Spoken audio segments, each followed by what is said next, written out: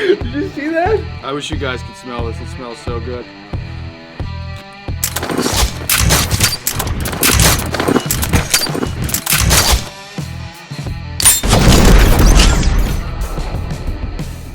Randy, is this too close? Okay, as usual, we're fooling around here at Legacy Collectibles, but I'm really excited about today's video because it's something new and different. First of all, I'm excited because we got Randy from behind the camera out in front of the camera, so that'll be exciting. But also, we're testing out some theories. You know, I've been selling these rifles, K98s, M1 Carbines, Garands. I've been selling them and telling people stories that I didn't know for a fact, other than I heard from, you know, I read it on the internet, I heard from GIs. Things like, you know, the M1 the M1 Garand kicks like a mule and it'll shoot through a brick wall. And I always heard that story, I've repeated it, but I don't know if that's true. I do know the M1 Carbine is light and easy to use. I have shot that, I've never shot a Garand. And actually, they scare me a little bit because a good friend of mine lost the tip of his thumb loading an M1 Garand, and that's called the Garand thumb.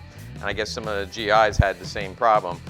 So what I've asked Randy to do is go to the range and try out an M1 Carbine and M1 Garand, and then compare that to what the German Army was using, which was the K98 early on, and then by 1944 they were starting to produce the G43 and K43. So he took all four of those rifles, took them to the range, and tested it out. Very informative, but as usual, Legacy had some fun with it as well. Hey guys, welcome to another video. Today, we're gonna do some shooting. Just a quick reminder, everyone, whenever you're shooting guns, please wear your ear protection and your eye protection. All right, so the first gun we're gonna talk about today and shoot today is the M1 Garand. They started making these in 1937 and produced them throughout the war, World War II that is. They made about 6 million of these rifles. My first reaction is it's kind of heavy. We'll see how it shoots later, but it's a very popular gun. Was made even after World War II for Korea and Vietnam. The second rifle we're going to talk about is the US M1 Carbine. They started making these in about 1942 throughout World War II. Now I'm told that this rifle is an upgrade to the M1 Garand given its weight, but we're going to test that theory today as we shoot it and see what its stopping power is compared to the M1 Garand. The next rifle we're going to talk about is the German K98. This particular rifle was 1945. Sorry for the gunshots. We're at a gun range after all. This gun was used starting in World War I, throughout World War II, and to the end of the war. And we all know how that ended for the Germans.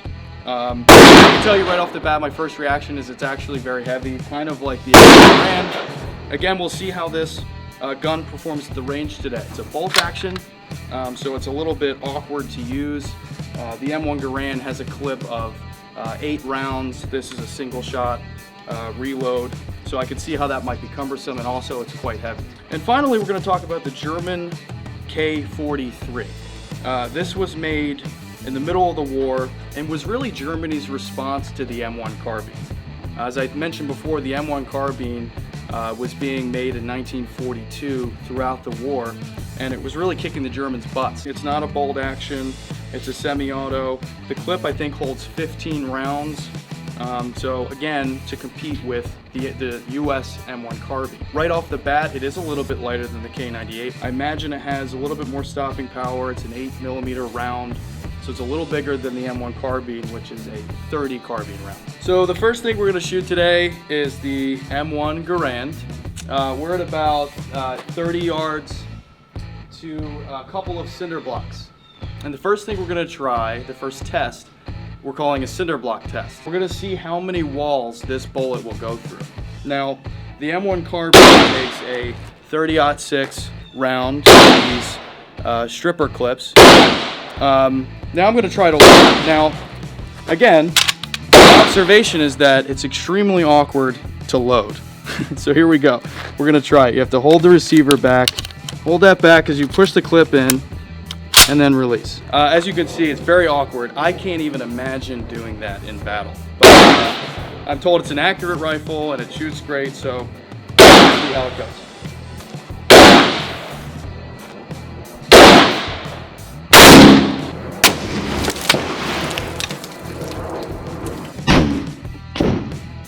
So the shot wasn't perfect, but it did hit the very top of the cinder block.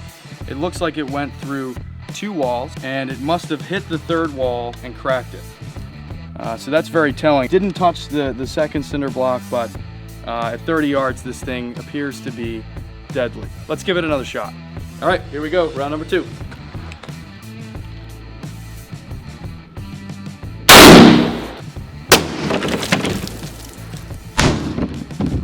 So, obviously we broke it. Similar result. The cinder block was already cracked, but we'll call it 2.5 walls because it hit the first 2. I think it went through the first 2. It cracked the 3rd wall and split it apart. But if you get a close in on this, it hasn't even touched the 3rd or the 2nd cinder block. M1 Garand on the board with 2.5.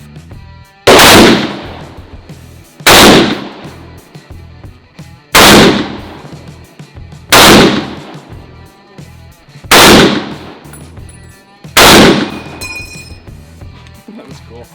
All right, so this is the M1 Carbine. Again, right off the bat, it's super light, way less cumbersome than the M1 Garand. Normally a 15 round mag. We only filled it with 10 rounds today because we're in Jersey, of course. I'll show you what the action looks like when you load it. Again, it's just a lot less awkward. I'm curious to see how it shoots. So what you do is, you can get a close up of this.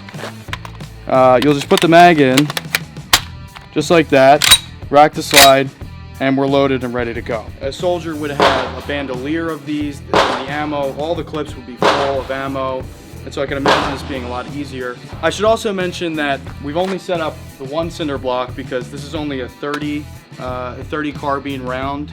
It's much smaller than the 30-06 we just shot, and that one didn't even go through 2 cinder blocks, so I know this one's not gonna go through 2 cinder blocks, so I set up the 1 and we'll see how many walls it gets through. So let's give it a shot.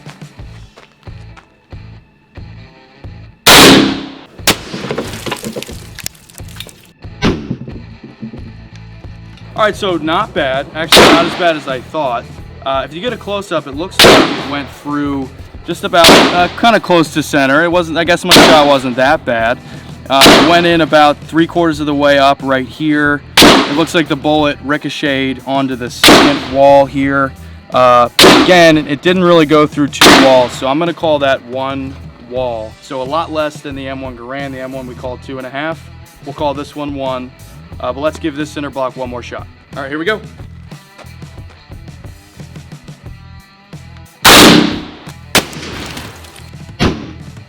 It didn't even touch the 2nd wall. It did only go through the 1st wall here, somewhere right about here. Nowhere near the stopping power of an M1 Garand. But again, it was super light, super easy to use. The mag goes right in. I have a whole bandolier of them. All right, this is the German K98. It's a bolt action rifle. We talked a little bit about it before. I imagine it's going to be pretty awkward reloading this thing. It's a single shot load. Similar weight, again, to the M1 Garand. And let's give it the cinder block test. Let's pull it back. Put the bullet in. Load it. Down she goes. She's live. All right, let's see if I can get this.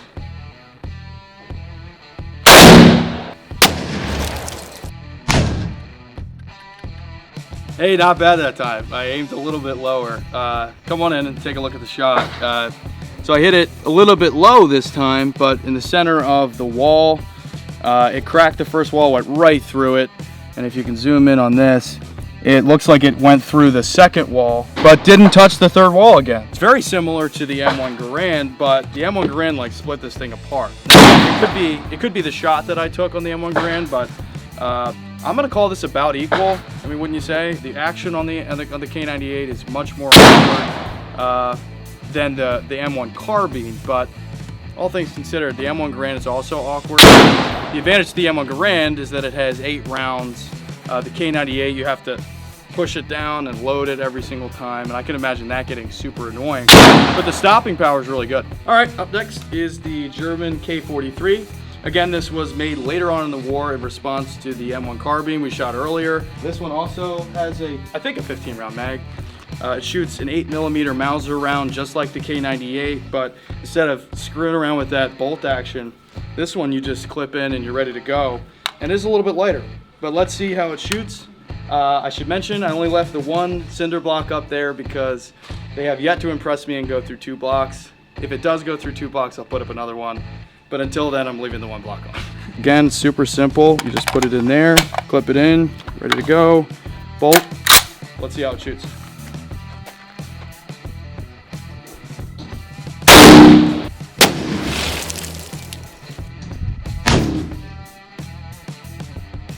All right, so that was actually quite impressive. Come on in and take a look. So I hit it somewhere toward the bottom here.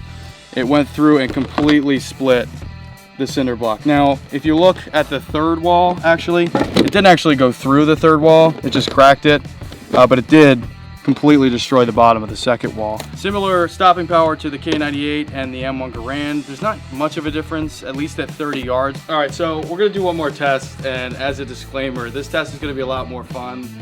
We've set up some fruit. Spoiler alert, it's gonna blow up the fruit. Every single one of these is gonna blow up the fruit, but it will be cool. Can I just say that I'm not super experienced shooting these rifles, and loading one of these is scary. So it definitely gets docked a couple points in my mind for that. So I'm gonna do it kind of the cheating way. Gonna use 2 hands, and we're live. All right, let's blow up some fruit.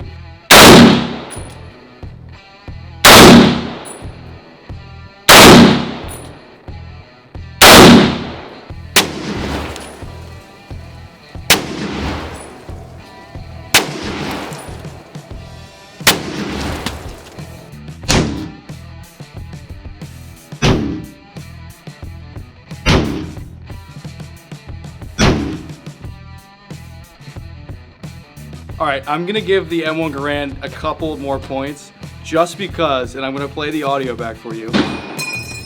The sound of this stripper clip coming out of this thing is so satisfying and gives it a million more points in my opinion. It's so cool, it's so fun to shoot. I take that back, I'm actually gonna dock it a couple of points. As someone mentioned at the range, it's very obvious when you're out of ammo. So I can imagine you're on the battlefield and you hear a loud dinging sound, you're like, you're fumbling around trying to get another clip. The Germans know exactly when you're out of ammo, so I retract the million points. Let's go sit. I wish you guys could smell this. It smells so good. Tastes just as good. All right, K98 versus the fruit.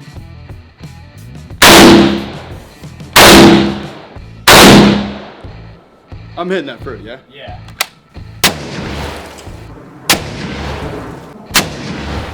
All right, so I fired a few shots at that. I'm certain I hit it, but it actually like didn't explode like the watermelon did. But all right, I take that back. it went right through it, so it must be just the properties of the cantaloupe.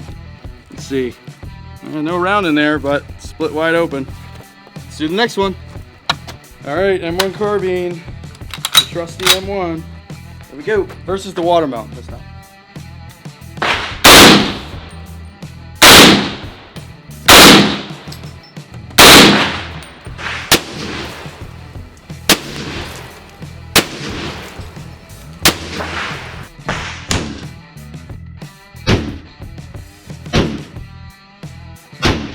All right, so that was a little bit disappointing, but per the cinder block test, we kind of figured that might happen. It didn't go all the way through, but let's pull out one of the higher calibers and see if we can blow this thing up.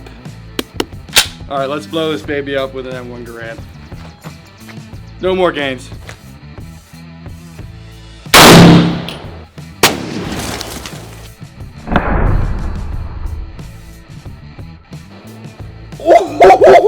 Did you see that? K43. Light him up. As I suspected, that might have been a little boring. It's an 8mm round. So I asked my buddy Paul to help us out a little bit. He's got his brand new AR-15 223 round. Light it up, buddy.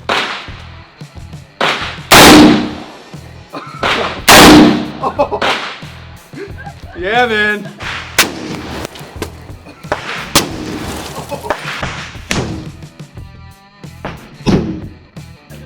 That did it. I've asked my friend Natalie here to shoot the M1 Garand at some 2-liter soda bottles. So let's watch her light it up. She's adorned with her pistol on her hip. What kind of pistol is that? The Burst of 380. Nice. All right, but you'll shoot this with the M1 Garand. Go ahead, Natalie. Oh! Yeah.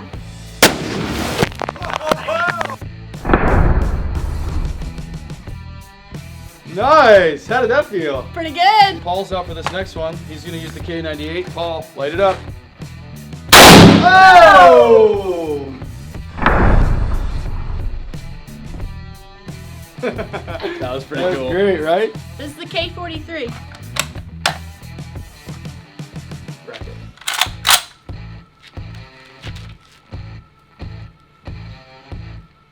Oh!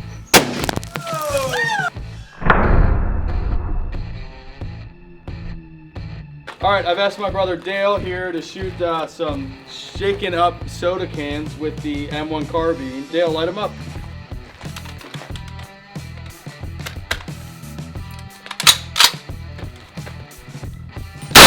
Oh!